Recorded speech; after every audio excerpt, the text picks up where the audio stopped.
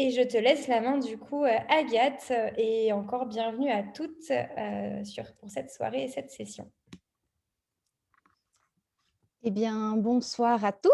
Je suis très heureuse d'être avec vous aujourd'hui dans ce cadre d'Elle Digital qui effectivement est un sujet qui nous passionne toutes avec Anne-Cécile et les bénévoles de la Fondation.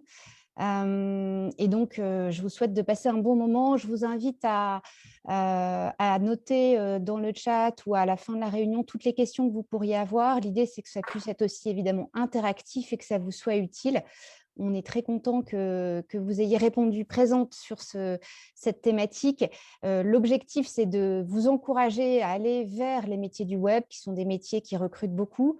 On essaiera, pour celles qui ont du temps, un petit peu, si jamais on déborde de l'heure, de faire aussi un petit tour de table de chacune d'entre vous, parce que probablement, vous n'êtes pas sur des mêmes niveaux de maturité sur votre projet professionnel.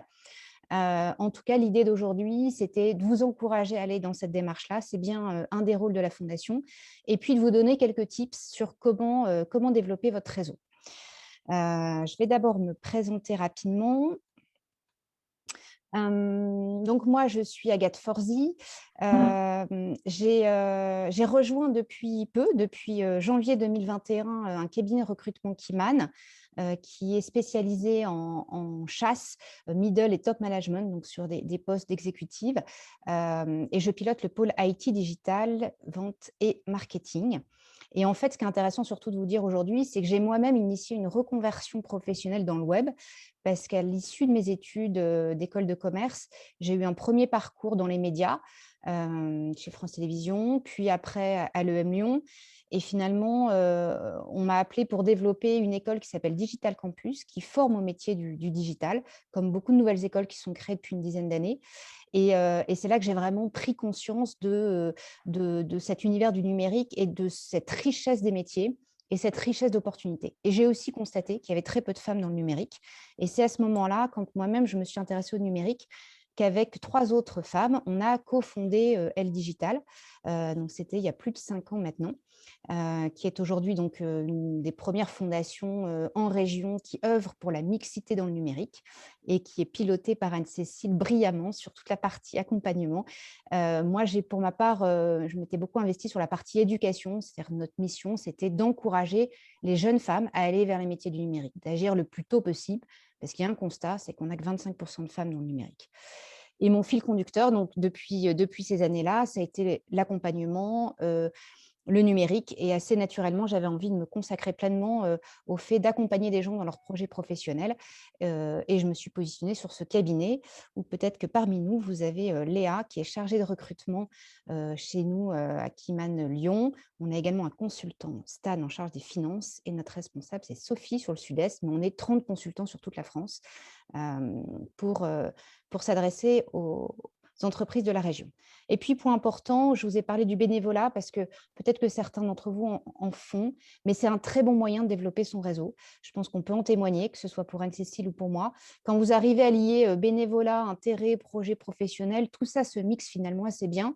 Et c'est très épanouissant parce que ça vous fait faire découvrir des choses que vous n'avez peut-être pas l'habitude de faire. Ça vous fait rencontrer des gens.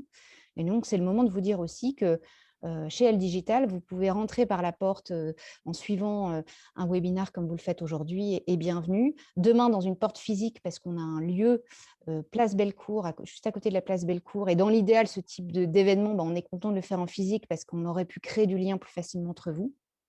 Et vous pouvez, du coup, être bénévole chez nous. Et on a besoin de bénévoles et de bras sur plein de sujets, que ce soit du graphisme, de la communication. Dans la cellule d'Anne-Cécile, c'est pour du coaching. En tout cas, si ça vous intéresse, n'hésitez pas à garder le lien avec nous et on n'hésitera pas à vous embarquer. On va donc, quelques mots sur la Fondation, si vous ne la connaissez pas encore. La Fondation, donc, notre mission, c'est de fédérer, de sensibiliser, d'accompagner les femmes dans la place du numérique, puisqu'il n'y a que 25% de femmes dans le numérique et une richesse de métiers. Donc, on s'est dit que c'était quand même un peu dommage que la moitié de l'humanité ne s'oriente pas vers ces métiers qui sont des métiers d'avenir. On peut en témoigner, Cécile et moi, on est toutes les deux dans le numérique. Les entreprises ne rêvent que de ça, c'est de pouvoir recruter plus de femmes, mais il manque des CV à l'arrivée. Donc, du coup, on fait des actions auprès des jeunes, on fait des actions auprès des femmes en reconversion. Et là, on est plutôt dans ce cadre-là, donc d'accompagnement. On a une commission communication aussi qui fait que vous pouvez nous retrouver sur les réseaux sociaux et une commission de développement. La fondation est aujourd'hui coordonnée pour l'ensemble de ces actions par Séverine Martin, avec qui on pourra vous mettre en lien si vous souhaitez être bénévole. Quelques mots sur les chiffres et pourquoi ça nous anime et pourquoi c'est intéressant pour vous. Et donc, bravo de vous intéresser à ce sujet de la reconversion professionnelle. C'est que il n'y a que 25% de femmes dans le numérique, je vous l'ai déjà dit, mais en plus, on est dans une région où le dynamisme économique et digital est très fort. Et c'est une chance pour plein de raisons, parce que la région a créé un campus région du numérique, parce que la French Tech a développé un hub qui s'appelle le H7 et qui encourage les startups, donc l'innovation et le numérique. Tout ça fait que aujourd'hui, l'emploi dans le numérique progresse même 3 fois plus vite qu'en Île-de-France.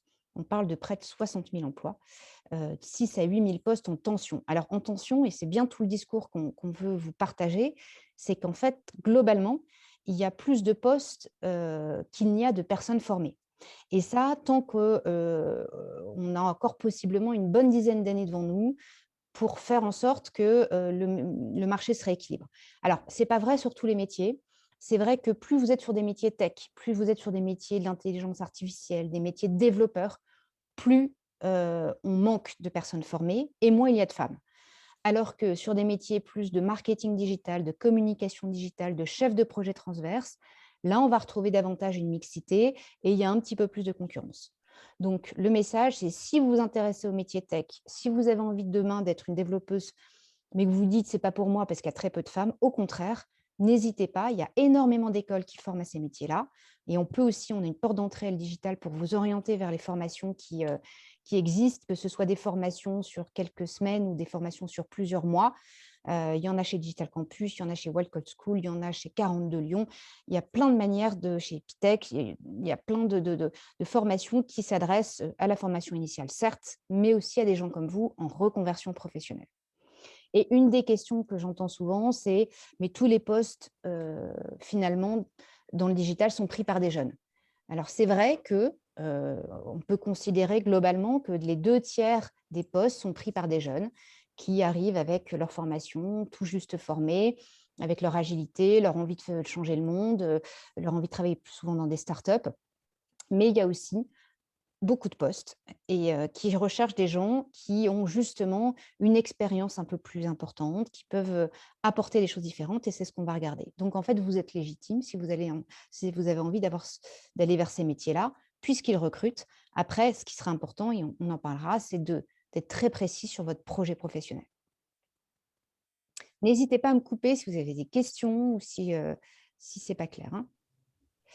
Alors, du coup, ça fait la transition avec pourquoi finalement faire une reconversion professionnelle. Quels sont vos atouts par rapport aux jeunes? Donc, je le pose parce que c'est souvent des questions, quand j'ai travaillé sur la formation professionnelle de Digital Campus, chef de projet, qui dure 5 mois. C'est souvent ce qu'on me disait, c'est finalement, est-ce que j'ai bien fait de faire ce choix et est-ce qu'à la sortie, je ne vais pas me retrouver avec les jeunes? Ben, en fait, ce qui va être intéressant, c'est justement de mettre en avant votre expérience.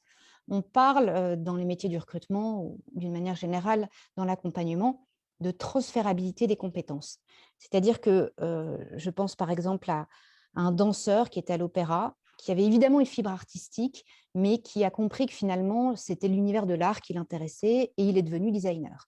Vous avez des gens qui peuvent être intéressés par un secteur d'activité et qui apportent une brique digitale qu'ils n'avaient pas du tout, des gens, des commerciaux, des responsables communication qui ne connaissent pas bien la partie digitale, des entrepreneurs qui à un moment sont bloqués dans leur projet, qui veulent être autonomes. En fait, toute votre expérience passée va vous être utile pour définir votre projet et pour accélérer votre projet en étant compétent sur ce qui vous manque aujourd'hui et ce qui malheureusement est indispensable dans tous les métiers. Et effectivement, à 30, 35, 40, 40 et plus, ces écoles du digital n'existaient pas, donc on n'a pas été formé. Donc, vous avez soit la possibilité de vous former seul, et il y a plein d'outils pour ça, et vraiment on vous encourage, mais vous avez aussi la possibilité de passer par la case formation, avec souvent un accompagnement aussi de Pôle emploi, donc ce n'est pas inintéressant. Donc, vous avez votre expérience, il faut travailler sur votre transférabilité des compétences, votre connaissance de certains secteurs d'activité, Si vous êtes un bon commercial, vous serez un bon bizdev. Si vous êtes un bon créatif, vous serez un bon web designer. Donc, c'est voilà, toutes ces compétences qui seront importantes de lister. Votre maturité, alors ça, c'est hyper important parce que par rapport à des jeunes, bah, évidemment, vous avez travaillé en entreprise, que vous savez vous évoluer, que vous avez une meilleure idée aussi de ce que vous voulez. Parfois, en début de carrière, on hésite entre un grand groupe, une start-up. Finalement, aujourd'hui, vous avez peut-être vous-même cette précision. Ça va vous faire gagner du temps. Et puis, votre engagement, parce que ça, c'est extrêmement valorisé, en tout cas par beaucoup de chefs d'entreprise. Le fait d'être capable, à un moment de sa vie, de se remettre en question et de se dire, je repars me former sur quelque chose que je ne connaissais pas, mais je suis persuadée que, un, ça m'intéresse, que deux, ça va me permettre de développer mon employabilité. C'est un effort, c'est sortir de sa zone de confort, c'est développer ses compétences.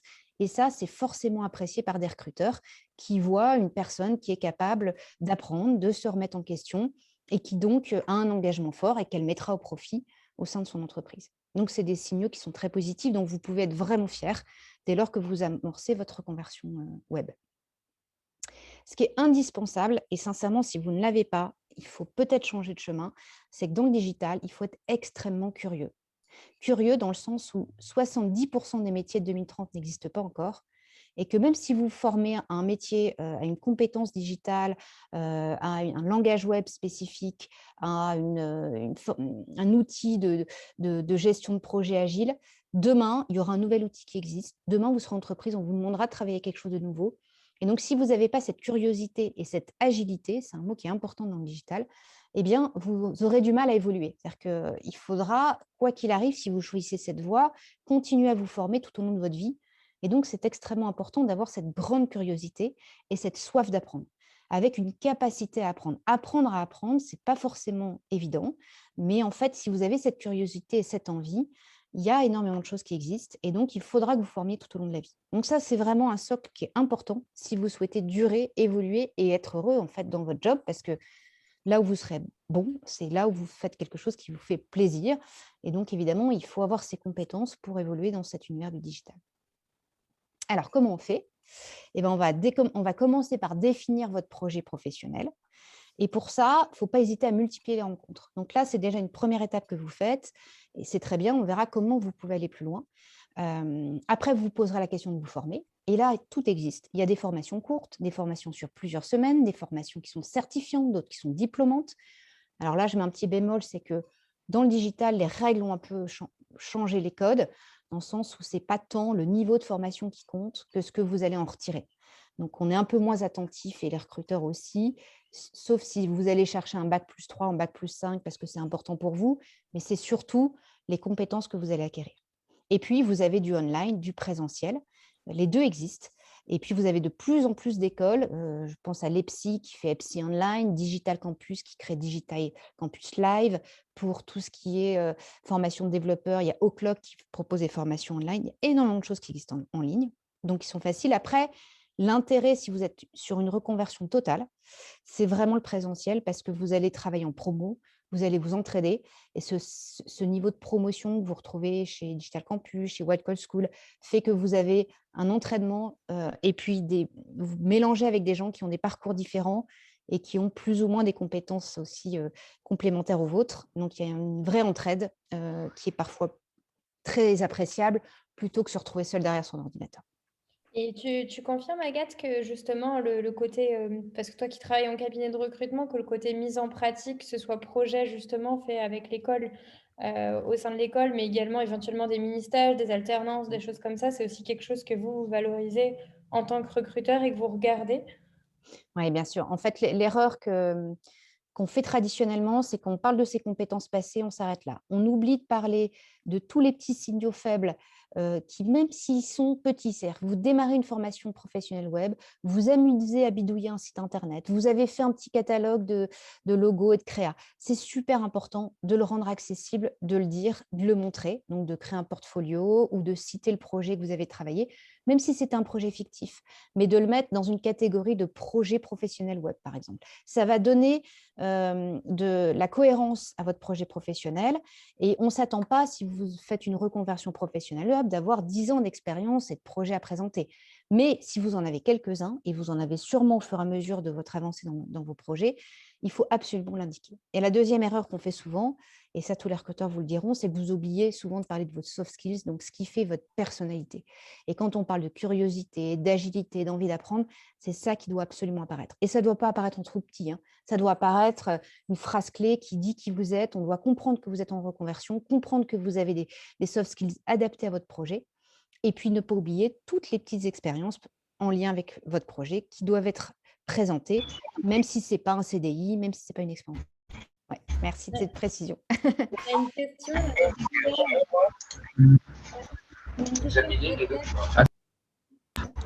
Oui, je vois la question. J'ai réussi à mettre le petit. Ouais. Avec la pléthore de formations aujourd'hui qui existe sur un métier tech, comment bien la choisir? Alors, l'avantage, c'est que tout existe, mais tout est en ligne. Donc, il faut que vous fassiez un bon benchmark vous-même. Déjà, alors il y a des plateformes, il y a le campus Région du numérique qui fait une plateforme, French Tech, on essayait d'en faire une avec. En fait, vous pouvez difficilement passer par une autre case qu'aller taper directement formation, Lyon et le métier que vous allez chercher. Ça va vous donner une liste de choses. Et ce que je vous invite à faire, c'est du coup prendre le temps de regarder leur formation, regarder si elle est plus ou moins longue, regarder si elle est certifiante. Ensuite, aller sur le site internet, regarder s'il y a un réseau d'écoles, depuis combien de temps il existe, si les titres sont reconnus RNCP. Et ensuite, de demander un entretien avec les responsables d'admission, voire d'aller aux portes ouvertes. Toutes les écoles que je vous ai citées font des portes ouvertes, que ce soit Welcome School, EPSI, Digital Campus, Epitech, qui ont toutes des formations aussi de reconversion professionnelle, d'aller à leur rencontre. Et c'est là où vous pourrez faire votre choix une fois que vous aurez du coup été sur le campus et que vous aurez rencontré les personnes. Et puis en plus, vous pouvez aussi bien sûr vous adresser à le digital. C'est vrai, c'est qu'une formation de 2-3 semaines ne vous donnera pas le même niveau de compétence de 4-5 semaines, que ce soit 4-5 mois, pardon. Que ce soit Wild Call School ou le Wagon, on est quand même sur des formations un peu plus longues. De mémoire, Wild Call School est un peu plus long même que le Wagon. Les deux sont bien, les deux sont reconnus et surtout ont un historique. Donc, il y a des gens que vous pouvez aussi contacter, et je vous invite à le faire, des diplômés de ces écoles-là, en leur disant qu'est-ce que vous en avez pensé. Vous les contactez sur LinkedIn, il ne faut vraiment pas hésiter dès lors que vous êtes poli et que vous expliquez votre projet. Les deux ont effectivement un réseau d'écoles. Après, il faut bien regarder le contenu de la formation et la durée. Après, vous pouvez avoir des contraintes aussi personnelles qui, en fonction de la durée, vous conviennent plus ou moins. Et puis, ils ont des spécificités. C'est-à-dire que ces écoles-là, elles essayent de s'adapter au plus près des besoins des entreprises. Et donc, ça évolue vite. Donc, en fonction de ce que vous souhaitez faire, vous, il faut bien regarder le programme pédagogique. Et puis après, ces écoles sont plus ou moins dynamiques aussi en fonction des équipes pédagogiques, de la direction. Et donc, c'est intéressant de vous faire un avis aussi en rencontrant les équipes. Ça va vous donner envie ou pas, à compétences et à niveau équivalent, de rejoindre une école plus qu'une autre. Mais les deux sont très bien. Et parfois, il y a la manière d'enseigner qui peut vous être propre. Je pense à certaines écoles qui ont Oui. des choses qui les caractérisent spécifiquement, un mode plus projet ou un mode plus apprentissage avec d'abord la théorie, puis ensuite. Donc, ça, c'est aussi propre à chacun. Pour le coup, il y a pas, les recruteurs, on ne va pas forcément regarder en détail. Mais vous, par contre, sélectionnez aussi en fonction de ce qui sera le mieux, en fait, ce qui vous conviendra. Il y a plein d'écoles qui existent. Je pense même à Saint-Plon. Enfin, il y a plein de choses qui Simplon, existent. ouais. En fait, il faut vraiment après vous faire comme tu fais du coup, Dalila, mais en effet se faire un petit document et puis aller à la rencontre. Je pense que le conseil d'Agathe, en tout cas pour vous, ça vous permettra vraiment de vous faire une idée, quoi. Oui, il vous manque dans la liste Simplon qui a créé une école sur l'IA avec Microsoft et qui a l'avantage d'être 100% gratuite. C'est aussi une histoire d'argent. Il faut que vous regardiez ça aussi. C'est-à-dire que, par exemple, Simplon, souvent les formations vous coûtent zéro. Alors qu'il y a d'autres écoles qui peuvent être prises en charge en partie par Pôle emploi. Et puis, il y a les écoles qui vous proposent 100% d'alternance. Et dans ce cas, je pense par exemple à Rocket School, l'alternance, du coup, le coût de formation est pris en charge par l'entreprise. Et donc, du coup, ça ne vous coûte pas d'argent à vous. Voilà. Et il y a aussi la région qui peut financer. Donc, et ça, les responsables de formation vont avoir, lors de l'entretien, une capacité à vous dire, dans le cadre de leur propre formation, quels sont les modèles de financement. Donc, ça, c'est vraiment une recherche que vous devez faire. Allez, on va avancer parce qu'on va aller sur le Merci. cœur du sujet. Donc, construire et développer son réseau. Souvent, on se dit: «On n'a pas de réseau et on ne sait pas comment faire» et pourtant, à quoi ça sert? Ça sert à valider votre projet, ça sert à développer, vos orientations professionnelles et finalement, ce qui est assez surprenant, c'est que, vous pouvez être connecté très vite à n'importe quelle personne. C'est-à-dire que vous avez des très vite, si vous basculez du réseau primaire, c'est-à-dire vous les gens que vous connaissez, au réseau secondaire qui vous envoient vers quelqu'un d'autre, qui eux-mêmes vous envoient vers quelqu'un d'autre, vous pouvez très, très vite élargir votre réseau et finalement être connecté à un grand nombre de personnes. Donc, avant de développer votre réseau, ce qui est important, c'est de définir votre projet professionnel. On en a un peu parlé. C'est toutes les questions que vous devez vous poser sur le poste idéal. Quelles sont les missions? Quel est le type d'entreprise? Quelles sont les technologies, les évolutions, la localisation, la culture d'entreprise, le secteur d'activité? Donc, tout ça, il faut que vous ayez une bonne idée de ce que vous voulez faire. Et puis, votre projet professionnel, normalement, il se retrouve au centre de vos talents, donc soit les talents innés, soit les talents que vous êtes en train d'acquérir, parce que vous sentez que et vous avez envie de vous développer dans le numérique et vous vous donnez les moyens d'être, voilà, à l'aise dans ce milieu-là. Ça doit être un univers aussi qui vous fait plaisir, parce que si ça vous fait plaisir, vous serez performant et puis qui rencontre une utilité et on a déjà parlé du fait que dans le numérique, eh bien, il y avait beaucoup de postes et pas assez de personnes. Donc, comment vous faites concrètement? Souvent, et je vais peut-être pas tout détailler là parce que vous aurez le support, mais l'idée, c'est de vous mettre dans l'état d'esprit que quand vous faites du réseau, vous devez vous-même être très à l'écoute de votre interlocuteur. Vous êtes dans une relation win-win, il va vous apporter des choses et potentiellement demain, c'est vous qui allez lui apporter. C'est-à-dire que peut-être que demain, c'est vous qui l'aiderez à le mettre en contact avec quelqu'un d'autre. Donc, vous essayez de vous mettre dans une situation où vous êtes très à l'écoute et vous contactez les gens non pas pour demander un job, s'il y a une chose à retenir, c'est ça. Surtout, ne contactez personne en disant: «Je vous appelle parce que j'ai pas de réseau et j'en veux» ou «Je vous appelle parce que je cherche un job».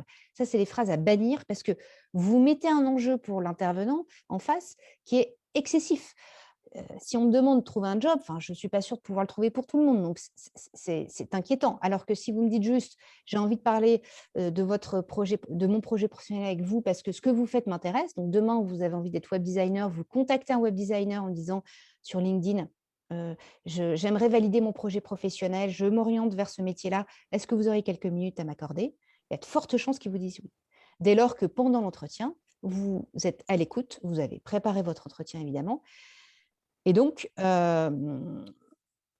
vous avez là un peu le mode d'emploi pour, finalement répondre à toutes les étapes qui seront nécessaires, de définir son projet, de définir ensuite des cibles. Donc ça se travaille, hein. Une fois que vous aurez défini votre projet professionnel, la localisation, le type d'entreprise, le lieu et cetera, vous faites une cible de gens que vous souhaitez contacter dans des entreprises qui, a priori, vous intéressent et vous les contactez, idéalement de la part de quelqu'un et c'est ça qui est intéressant, c'est comment passer de son réseau primaire à son réseau secondaire.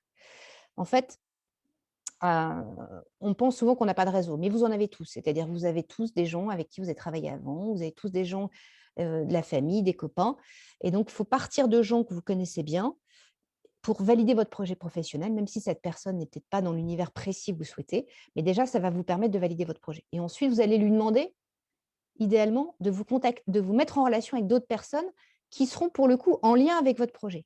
Et ça, c'est très important. C'est ce qui fait que vous allez développer votre réseau. Vous avez un premier contact, à l'issue, vous obtenez d'autres contacts.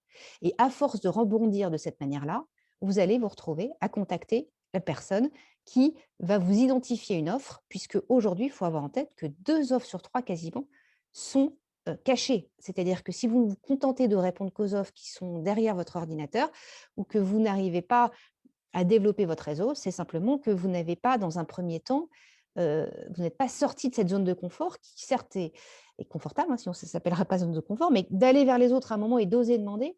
Mais vous serez surpris de voir que si vous réclamez juste, un temps d'échange et ben, vous avez de chances de l'obtenir. Et puis en plus, vous risquez de vous faire plaisir et d'apprendre plein de choses, donc ce sera passionnant.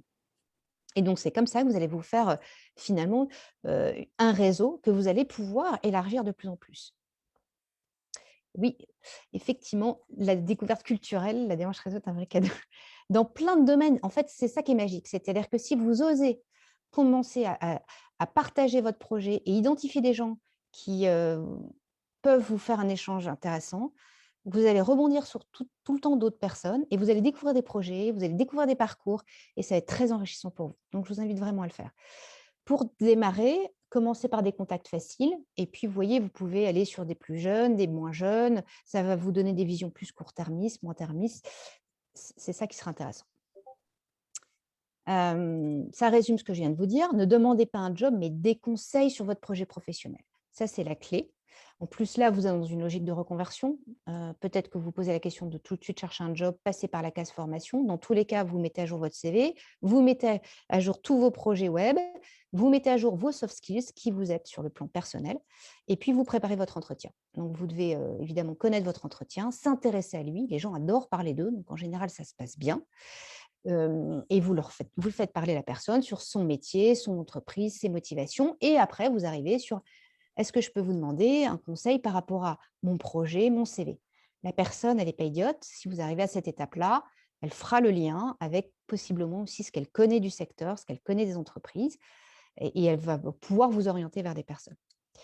Quand vous allez vous présenter, il faut, et ça c'est valable aussi bien lors d'une soirée networking que lors d'un rendez-vous, vous aurez l'occasion de vous présenter plus ou moins longtemps. Donc ça, c'est le pitch, ça peut faire l'objet d'un sujet en tant que tel, mais c'est important que vous le prépariez, que vous entraîniez à parler de vous de manière synthétique. C'est quoi votre parcours, votre savoir-faire, votre savoir-être, on en a parlé, et votre projet professionnel. Ça doit être lisible, ça doit être efficace, ça doit être concis, et ça doit être complet. Donc, une fois que vous avez fait votre entretien réseau, eh bien, à la fin, osez sortir de votre zone de confort de nouveau et poser cette question de: merci pour l'entretien, vous avez compris ce que je recherche. Est-ce que par hasard ou est-ce que par chance, vous avez des contacts vers qui vous pourriez m'orienter, qui pourraient continuer, non pas à me donner un job, mais à m'aider à affiner mon projet professionnel et à mieux comprendre le marché. Affiner mon projet professionnel et mieux comprendre le marché. C'est très différent de chercher du réseau ou demander un emploi. Si vous faites ça, ça marchera. Évidemment, après, vous remerciez, c'est très important pour garder le contact. Si demain, vous retrouvez un job après 6 mois de formation ou parce que vous avez fait X entretien réseau, et bien surtout, remerciez les premières personnes qui ont pris du temps. Et puis, gardez-les en contact. C'est ça qui fait que votre réseau va s'élargir tout au long de votre vie. Dernier petit tips, formez-vous. Quoi qu'il arrive, on a parlé des formations certifiantes, diplômantes et on en a listé, mais il y a plein de choses aussi qui existent, qui sont gratuites. Et si vous êtes un peu juste au démarrage et à l'interrogation, regardez tous les MOOC, les webinars, les Open Classroom vous proposent plein de certifications. Google Atelier Numérique, qui est un partenaire de L Digital aussi, vous propose en ligne beaucoup de programmes de formation et d'accompagnement. N'hésitez pas à suivre tout ça. Et puis networker, alors ça c'est la bonne nouvelle, c'est que maintenant on va pouvoir trinquer et très bientôt vous accueillir chez nous. Et il se trouve que dans le digital, ça reboucle avec ce que je vous ai dit en début d'intervention, c'est qu'on a vraiment un territoire extrêmement dynamique. Donc on a beaucoup d'associations et d'acteurs qui vont vous permettre de créer du lien entre ces acteurs du digital. La cuisine du web regroupe tous les acteurs du web autour d'un apéro happy hour. Si vous allez sur le site de la cuisine du web, vous pouvez récupérer et recevoir la newsletter régulièrement. Demain, vous pourrez faire des apéros et autour d'une bière ou d'un verre partagé. Il y a un réseau spécifiquement pour les femmes dans le digital qui s'appelle Girls in Web. Donc, qui sont des femmes qui commencent à arriver dans le digital. Donc, dès lors que vous vous y intéressez, vous êtes légitime, encore plus quand vous aurez un job. Mais c'est intéressant, regardez, ils font aussi des conférences. Nous, Elle Digital, vous avez compris, on intervient sur les jeunes et plutôt sur les profils en reconversion et on vous accompagne dans votre parcours. Et puis, il y a d'autres acteurs que vous pourrez découvrir comme la French Tech, le H7, etc.